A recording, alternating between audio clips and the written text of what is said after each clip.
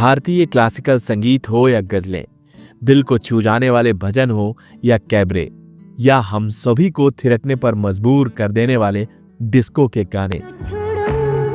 मेरी राहें, मेरी बाहें, इन्होंने अपनी बहुमुखी प्रतिभा की गायकी से ऐसी मिसाल प्रस्तुत की कि इन्हें भारत ही नहीं पूरे विश्व में सुना जाता है। के नाना, मेरे पीछे न आना, जा प्यार करने वाले तेरी। हाँ, आज हम बात कर रहे हैं सुर सामग्री आशा भोसले की, जिन्होंने अब तक 14,000 से भी ज्यादा गाने गाए। यानी कि गानों की संख्या के हिसाब से भारत ही नहीं दुनिया की नंबर 1 गायिका।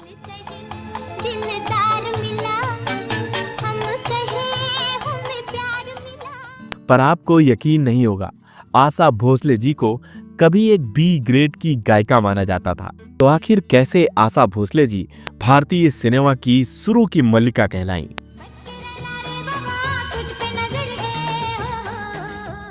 तो चलिए दोस्तों, आज इस वीडियो में हम आशा जी से जुड़े कुछ ऐसे आश्चर्यजनक, मनोरंजक और कुछ बेहद दुखद पहलुओं पर बात करेंगे।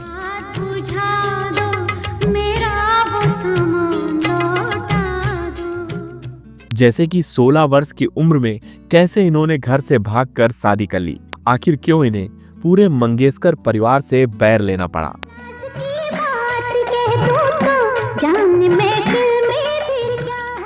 किस भारतीय सिनेमा के दिग्गज संगीतकार का घर उजाड़ने के आरोप आशा जी पर लगे, भारतीय सिनेमा के किस मशहूर संगीतकार से इन्होंने शादी की जो कि इनसे थोड़ा बहुत नहीं 6 वर्ष छोटे थे।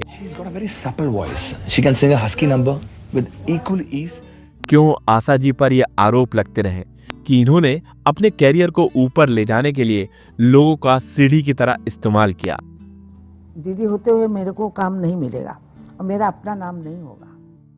और क्यों इन पर इनकी मुस्लिम बहू को प्रताड़ित करने के आरोप लगे। 10 दिन में घर में आ गई गुंडे लेके, 2 गाड़ियां भर के, और कहा यहाँ से निकलो। मैं क्या इन्होंने अपनी ही सास से तंग आकर उन्हें पागल खाने भिजवा दिया था? तो आइए इन सभी पहलुओं पर चर्चा कर लेते हैं।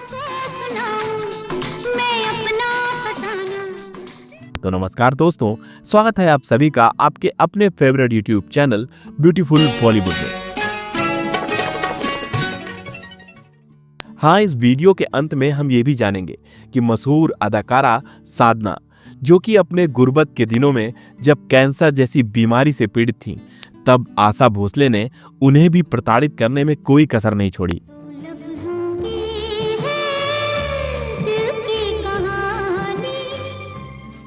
सुरों की मल्लिका आशा भोसले का जन्म 8 सितंबर वर्ष 1933 को महाराष्ट्र के सांगली गांव में हुआ। उनके पिता पंडित दीनानाथ मंगेशकर मराठी क्लासिकल गायक होने के साथ साथ एक बड़े स्टेज आर्टिस्ट भी थे।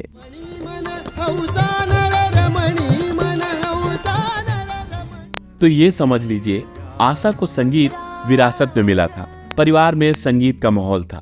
3 बहनें लता, मीना, उषा और भाई हृदयनाथ मंगेशकर, इस सभी के सभी संगीत की उपासना में लगे रहते थे।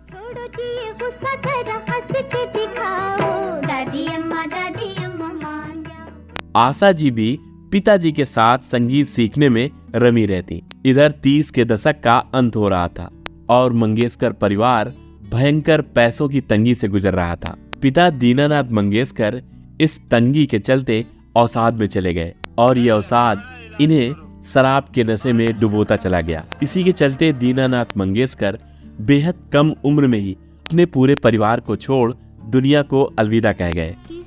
हम फरियाद करें, अपनों ने किया किनारा है। उस वक्त आशा महज 9 वर्ष की थी। अब पिता के न रहने के बाद आशा और उनकी बहन लता ने अपने छोटे छोटे नाजुक कंधों पर परिवार की जिम्मेदारी ओढ़ ली थी। मामा दूर के हुए पकाए बूढ़ के ओ चंदा। पिता के बेहद अच्छे दोस्त मास्टर विनायक ने इनकी खूब सहायता की। फिल्मों में मास्टर विनायक जी की अच्छी जान पहचान थी।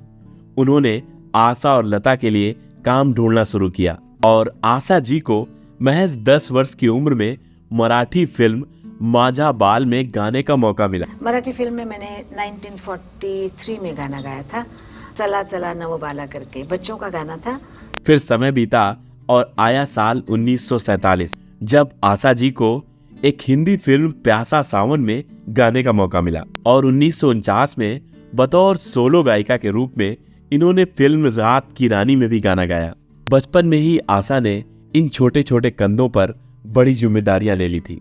आशा का कैरियर धीरे धीरे चल ही रहा था। आशा और उनकी बड़ी बहन लता की कड़ी मेहनत से ही अब उनका परिवार समस्याओं से कुछ कुछ उबर रहा था। समय हमेशा एक सा कहाँ रहता। दरअसल आशा जी को लता मंगेशकर के सेक्रेटरी गणपत राव से मोहब्बत हो गई।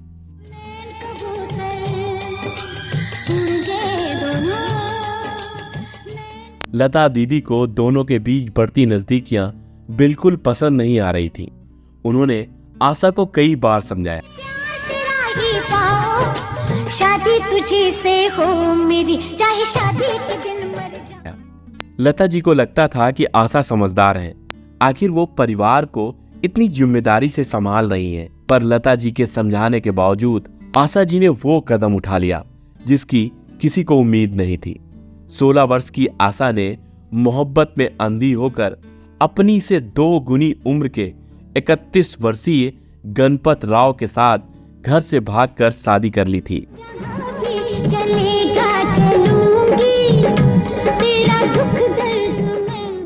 पूरा मंगेशकर परिवार आशा के इस कदम से बहुत दुखी था। इसके चलते सभी के सभी ने आशा से नाता तोड़ लिया था।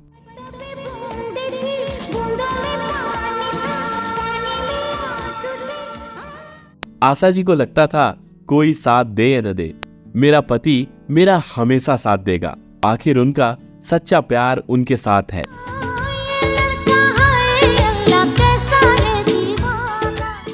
पर समय के साथ साथ गणपत राव का असली चेहरा सामने आया। गणपत राव ने आशा से शादी नहीं की थी। गणपत राव ने तो आशा की सुरीली आवाज से होने वाली कमाई से शादी की थी। गणपत राव सिर्फ यही चाहते कि आशा ज्यादा से ज्यादा फिल्मों में गाने गाएं, ढेर सारा पैसा कमाएं और उनके हाथ में दे। अब गणपत राव आशा के मैनेजर थे।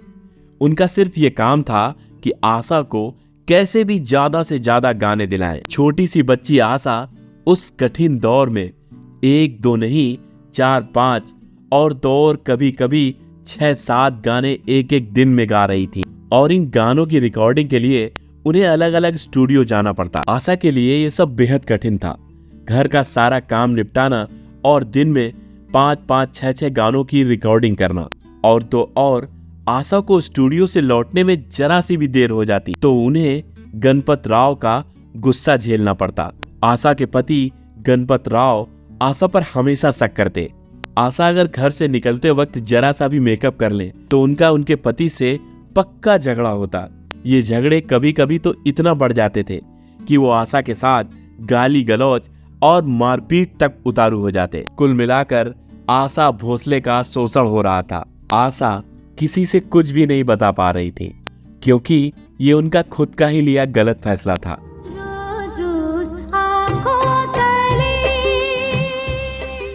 जब आशा बहुत दुखी हो जाती तो उनका परिवार के किसी सदस्य से मिलने का खूब मन करता। पर गणपत राव का हमेशा यही प्रयास रहता कि वो परिवार के किसी सदस्य से भी ना मिल पाए। और तो और आशा अगर मंगेशकर परिवार को पत्र भी लिखना चाहती तो उनके पति पत्र तक नहीं लिखने देते थे।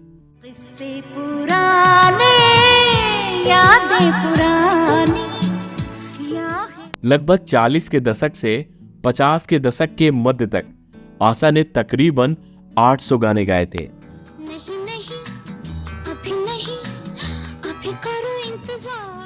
पर इस गायकी का फायदा आशा भोसले को नहीं मिल रहा था। कारण था उन दिनों हीरोइनों की आवाज के तौर पर शमशाद बेगम, गीता दत्त और उनकी ही बड़ी बहन लता मंगेशकर का नाम चरम पर था। आशा को वही गाने मिलते जो ये गायिकाएं रिजेक्ट कर देती थी। मेरे प्यारे सनम की है प्यारी गली हो प्यारी गली। कुल मिलाकर आशा भोसले गाने तो गा रही थी पर वो गाने थे बी और सी ग्रेड फिल्मों के। फिलहाल आशा भोसले जी को कहीं भी आशा की किरण नहीं दिख रही थी। इसी निराशा के दौर में आशा भोसले के जीवन में आए ओपी नैयर साहब। उन्होंने फिल्म सीआईडी में आशा भोसले को गाने का मौका दिया। सीआईडी फिल्म रिलीज हुई और इस फिल्म के गाने बेहद हिट हुए।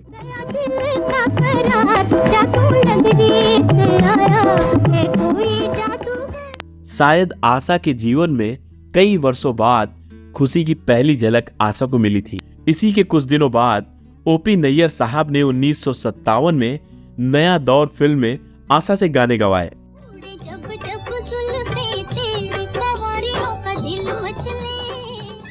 आपको बता दें कि ये पहली बार था कि आशा भोसले किसी अदाकारा के लिए सारे के सारे गाने रिकॉर्ड कर रही थी, और पहली बार ये भी था कि ये सारे के सारे गाने जबरदस्त हिट हुए थे।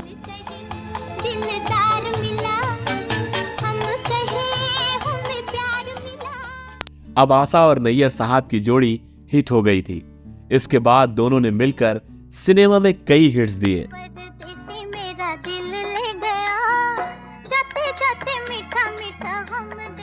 ओपी नैयर साहब और आशा भोसले बॉलीवुड में धमाल मचा रहे थे।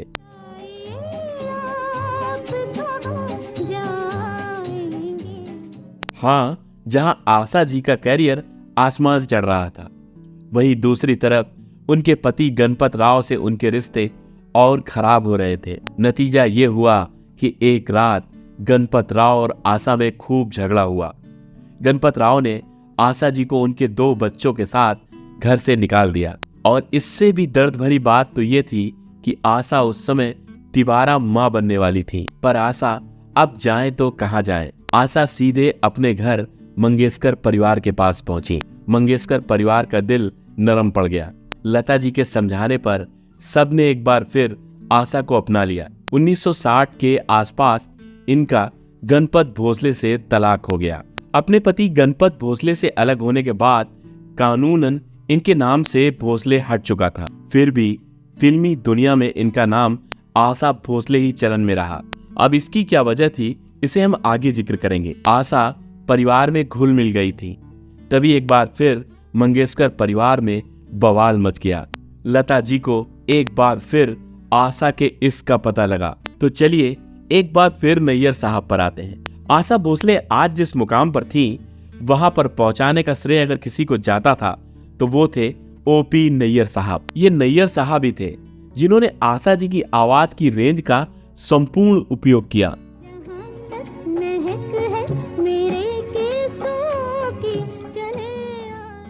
इन दोनों की जोड़ी लगातार एक के बाद एक हिट फिल्मों के गाने दे रही थी। जहां आशा और ओपी नैयर की प्रसिद्धि बढ़ती जा रही थी, वहीं दोनों के बीच की नजदीकियां भी खूब बढ़ रही थी। वैसे लोग तो ये भी कहते हैं कि ये नजदीकियां ही नैयर साहब की बर्बादी का कारण बनी। ओपी नैयर पहले से शादीशुदा थे और 4 बच्चों के पिता थे, पर इश्क पर कभी किसी का जोर कहां चलता है।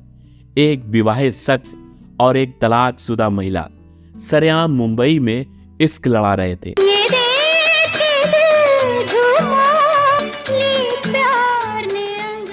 ये इश्क इतना परवान चढ़ चुका था कि इन्हें दुनिया की परवाह ही नहीं थी। नैयर साहब के साथ आशा लिव इन में रहने लगी थी, पर लता जी को प्रोफेशनली के साथ साथ पर्सनली संबंध बिल्कुल पसंद नहीं आए।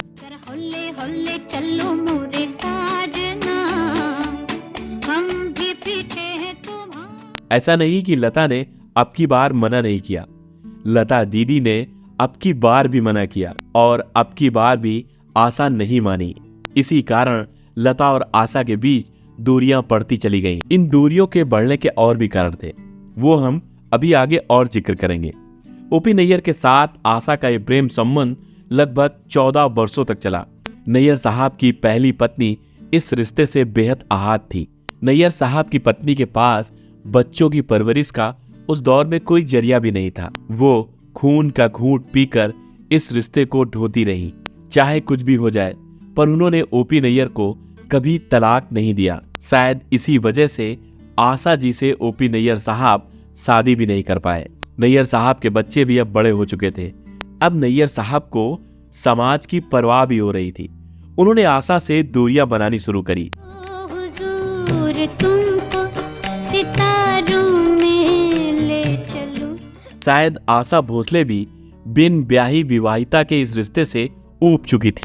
आशा ने भी नैयर साहब से खुद को कुछ दूर कर लिया। तभी आशा भोसले जी ने एक फिल्म प्राण जाए पर वचन न जाए के लिए एक गाना रिकॉर्ड किया। कहते तो ये भी है कि इस गाने में आशा ने अपने दिल का दर्द बयां किया था। इस गाने को वर्ष 1973 का फिल्म फेयर अवार्ड मिला। से हमको कभी आपने जीने ना दिया। उससे भी इंटरेस्टिंग बात यह है कि आशा भोसले इस फिल्म फेयर अवार्ड को लेने नहीं पहुंची। तब उस समारोह में मौजूद इस गाने के कंपोजर ओपी नैयर साहब को इस ट्रॉफी को लेना पड़ा। इस घटना के बाद जो हुआ वो एक आशिक के टूटे हुए दिल का दर्द बयां करता है।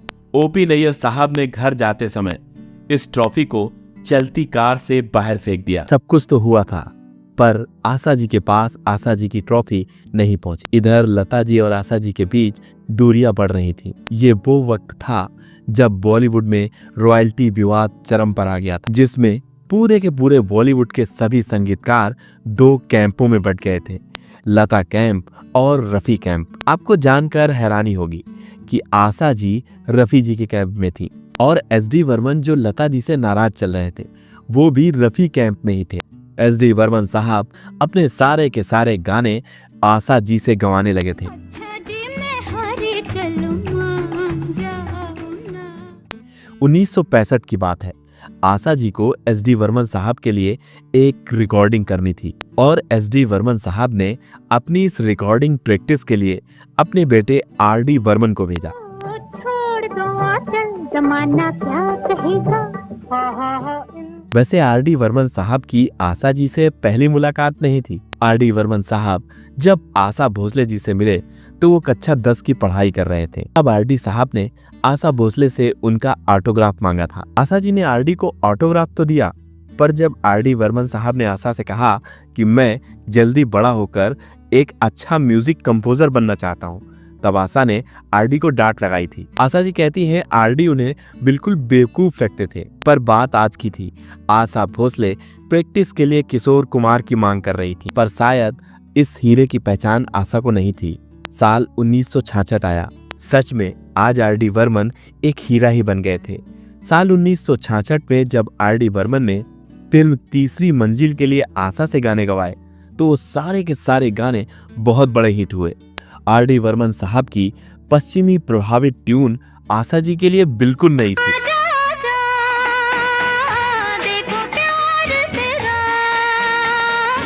इस गाने के लिए तो आशा जी ने लगभग 10 दिनों तक प्रैक्टिस की थी, पर इस मूवी के रिलीज होने के बाद ये सारे गाने लोगों की जुबान पर छा गए थे।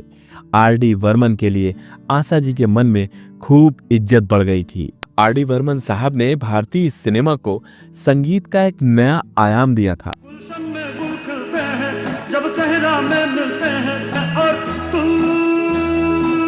आशा लगातार एक के बाद एक आरडी बर्मन के साथ गाने गाए जा रही और इधर आरडी के साथ आशा की नजदीकियां भी खूब बढ़ रही थी।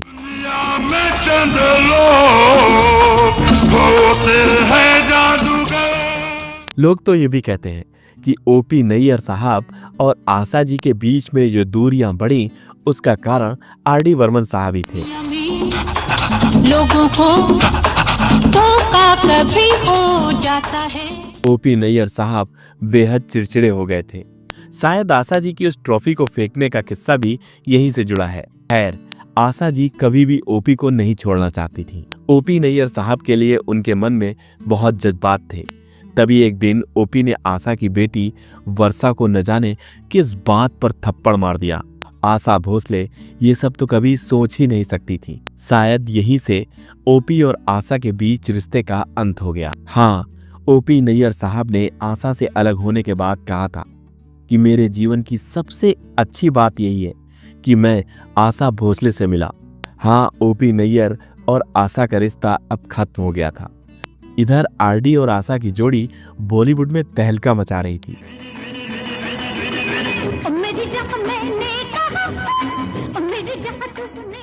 दोनों को अगर किसी से प्यार था तो वो था संगीत। और संगीत के दीवाने दोनों न जाने कब एक दूसरे के दीवाने हो गए। तो किस्सा कुछ यूं है। आरडी साहब एक गुमनाम पहचान के साथ आशा को रोज गुलाब के फूल पहुंचाते। तो रोज की तरह जब आशा भोसले के घर वो गुलाब का गुलदस्ता पहुंचा, इत्तेफाकवश उस दिन आशा के घर में मजरूह सुल्तानपुरी और खुद आरडी भी वहीं बैठे थे। आशा उन फूलों को देखते हुए बोली, न जाने कौन बेवकूफ है जो रोज का रोज मेरे घर इन फूलों को भेज देता है। और अपने नौकर से बोली, जाओ इन फूलों को आज घर से बाहर फेंक दो। वहीं बैठे आरडी बर्मन साहब ये सब सुनकर मायूस हो गए। तभी सुल्तानपुरी साहब मुस्कुराते हुए बोले, आशा जी, यही है वो बेवकूफ जो रोज का रोज आपके लिए अपने पैसे बर्बाद करता है। आशा भोसले जी उस समय सिर्फ आरडी बर्मन साहब को देख रही थी और बेहद स्तब्ध थी।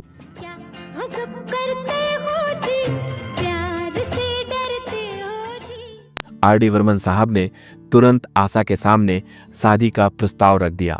पर आशा भोसले के लिए पिछला शादी का एक्सपीरियंस इतना डरावना था कि आशा जी के लिए शादी की इस परंपरा से विश्वास उठ गया था। उस दिन आशा ने आरडी को कुछ भी जवाब नहीं दिया। धीरे धीरे समय बीता। आशा भोसले को अब समय के साथ ये लगने लगा था कि गणपत राव और आरडी बर्मन साहब में जमीन और आसमान का फर्क है। और इधर गणपत राव ने आशा भोसले को तलाक देने के बाद झट शादी भी कर ली थी। और आरडी बर्मन साहब सिर्फ यही रट रहे थे, आशा अगर मैं शादी करूंगा तो सिर्फ तुमसे करूंगा, वरना मैं पूरी जिंदगी शादी ही नहीं करूंगा।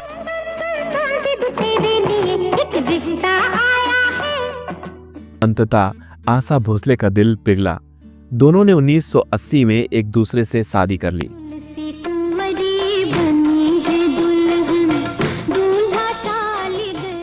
पर शादी के बाद अलग अलग प्रतिक्रियाएं आई। कारण ये भी था कि एक 3 बच्चों की मां अपने से 6 साल छोटे व्यक्ति से शादी कर रही थी। पर आशा भोसले का आधार सिर्फ संगीत था और आरडी बर्मन साहब का भी हमेशा यही कहना होता, उन्होंने आशा से नहीं, उनके संगीत से शादी की है। दोनों के जीवन का तरीका एक जैसा था। पर शायद आशा भोसले के जीवन में शादी का सुख मानो लिखा ही नहीं था। इधर धीरे धीरे समय बीत रहा था।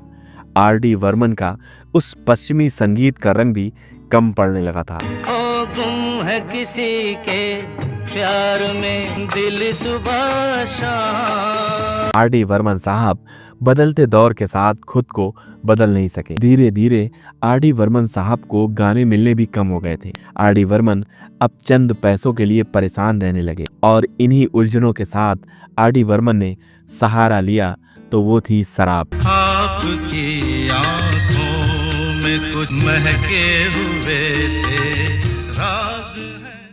आशा के पति आरडी बर्मन के साथ भी वही हो रहा था जो उनके पिता के साथ हुआ था। पर आशा भोसले को गाने मिलने कम नहीं हुए थे। आशा भोसले अपने उस गानों की रिकॉर्डिंग में बिजी रहती। आरडी बर्मन मायूस सिर्फ शराब के सहारे जिंदा रह रहे थे। पर शराब कहीं किसी को जिंदा रखती है। शराब धीरे धीरे आरडी को गला रही थी। साल 1993 में आरडी बर्मन को एक के बाद एक 2 हार्ट अटैक आए और आरडी बर्मन की मौत हो गई। बताते हैं जब आरडी बर्मन साहब को हार्ट अटैक आया तो आशा जी उन्हें हॉस्पिटल लेकर भी गईं, पर आरडी साहब बच न सके। मौत के बाद लोग तरह तरह की बातें कर रहे थे।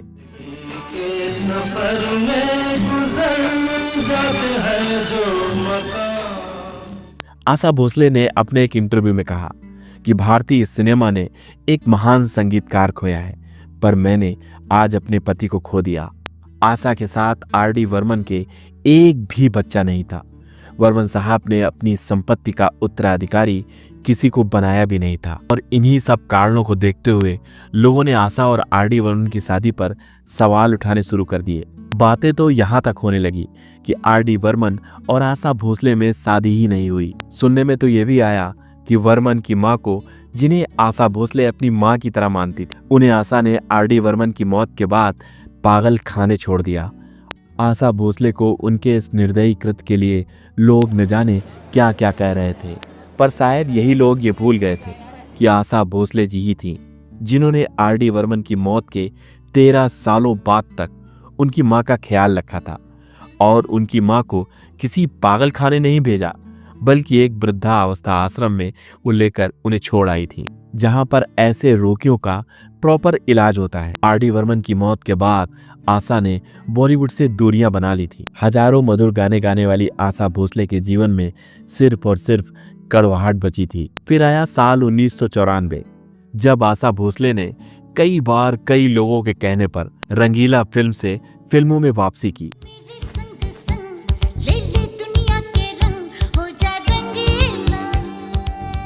ये लगभग वही साल था जब आशा भोसले अपने उस बिजी शेड्यूल के चलते आर.डी. बर्मन की मां को वृद्धावस्था आश्रम छोड़ आई थी। 1994 में जब आशा भोसले ने रंगीला फिल्म के लिए गाना गाया, किसी को प्यार दे दे, किसी का प्यार ले ले, इस सारे आशा भोसले जी ने अपने से आधी उम्र की उर्मिला मातोंडकर के लिए आवाज दी थी। आशा भोसले की ये जोरदार वापसी थी।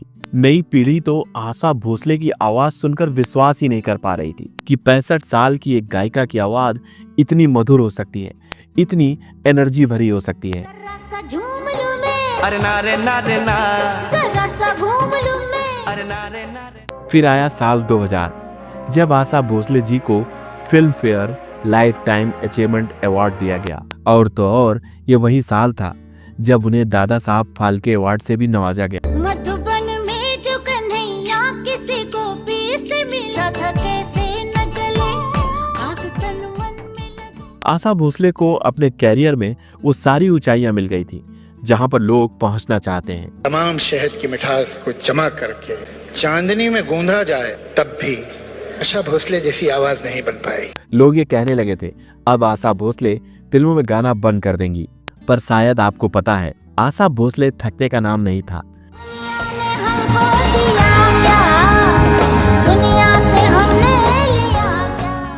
साल 2000 के बाद भी आशा लगातार हिट गीत गाती रही।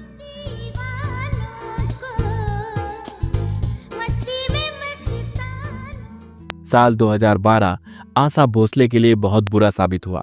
इसी वर्ष उनकी पुत्री वर्षा ने अपनी जीवन लीला को समाप्त कर लिया। वर्षा द संडे ऑब्जर्वर और रेडिफ आदि के लिए कॉलम लिखती थी। बताते हैं वर्षा कई मानसिक समस्याओं का सामना कर रही थी, जैसे बचपन में मां का तलाक, उनकी मां का काम के कारण उनको समय न दे पाना, और वर्षा की शादी और उसके बाद उनका तलाक। इन्हीं सब परेशानियों के चलते वर्षा ने खुद को खुद से जुदा कर लिया।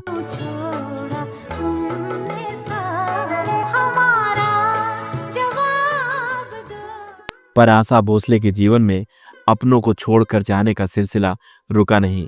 लगभग 3 वर्षों बाद उनके सबसे बड़े बेटे हेमंत का कैंसर से लड़ते लड़ते निधन हो गया। हेमंत भोसले की मृत्यु के बाद एक बार फिर विवादों ने जन्म ले लिया। दरअसल हेमंत की पहली शादी सफल नहीं हुई थी। उन्होंने दूसरी शादी साजिदा से की। बताते हैं आशा और साजिदा के बीच कभी नहीं बनी। कहते तो ये भी हैं कि साजिदा का मुस्लिम होना ही हमेशा झगड़े का कारण बनता। कोर्ट के मुताबिक आशा साजिदा को बहुत प्रताड़ित करती, और जब बेटे की मृत्यु हो गई तो उन्होंने अपनी बहू साजिदा को घर से भगा दिया।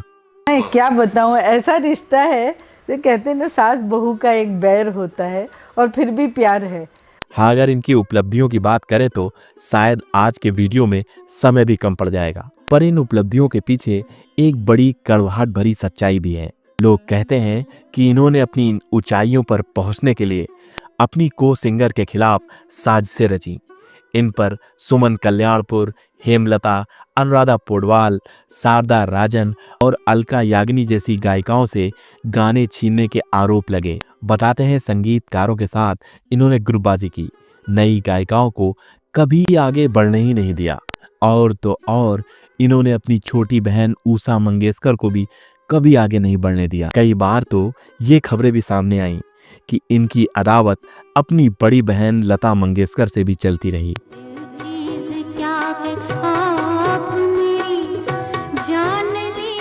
इन संगीन आरोपों के मुताबिक संगीत की दुनिया में चोटी पर बने रहने के लिए आशा भोसले जी ने साम दाम दंड भेद कोई भी काम करने में कसर नहीं छोड़ी। हर वक्त गुजर जाता है, पर दर्द ठहर जाता है, सब भूल। आखिर तलाक के बाद भी इन्होंने अपना भोसले नाम क्यों नहीं हटाया? कहते हैं ये अपनी बड़ी बहन लता मंगेशकर की छाया बनकर न रह जाएं, इसलिए इन्होंने तलाक के बाद भी इन्होंने अपना भोसले नाम नहीं हटाया। शुरू में जहां इन्होंने ओपी नैयर जैसे दिग्गज संगीतकार को अपने प्यार के जाल में फंसाया और इस्तेमाल करने के बाद किनारे कर दिया, की तुम कोशिश करना, वादा कभी न करना। और बाद में आर.डी. बर्मन जी के साथ भी कुछ ऐसा ही किया, क्योंकि ये वो समय था जब संगीत के महारथियों में एस.डी. बर्मन और आर.डी. बर्मन इस पिता और पुत्र की जोड़ी की तूती बोलती थी। चलिए, इन आरोपों में और इन रिश्तों में आखिर कितना बनावटीपन है, आखिर कितनी सच्चाई है, ये तो आप ही कमेंट बॉक्स में बताइएगा।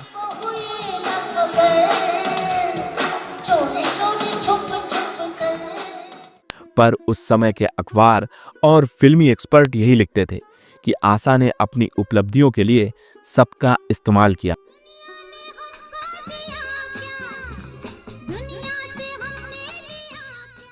वैसे आशा भोसले जी का नाम लेते ही आपके मन में सबसे पहले कौन सा गाना आ जाता है? आपके कानों में वो कौन सी धुन जो इनके गानों की गुनगुनाने लगती है? कमेंट बॉक्स में ये भी जरूर लिखिएगा।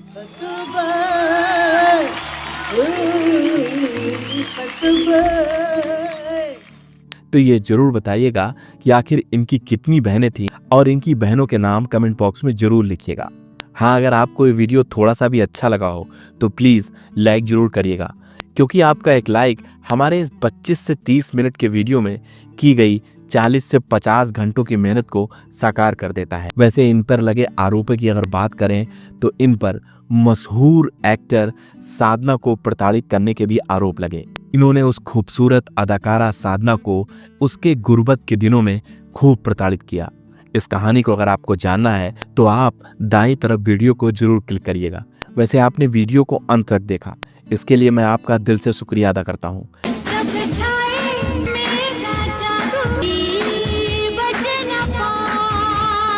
क्योंकि आपका एक एक व्यू मुझे और मेरे परिवार को किसी न किसी रूप में आर्थिक मदद करता है। तो चलिए मिलते हैं किसी और वीडियो में और मनोरंजन के साथ। जय हिंद, जय भारत।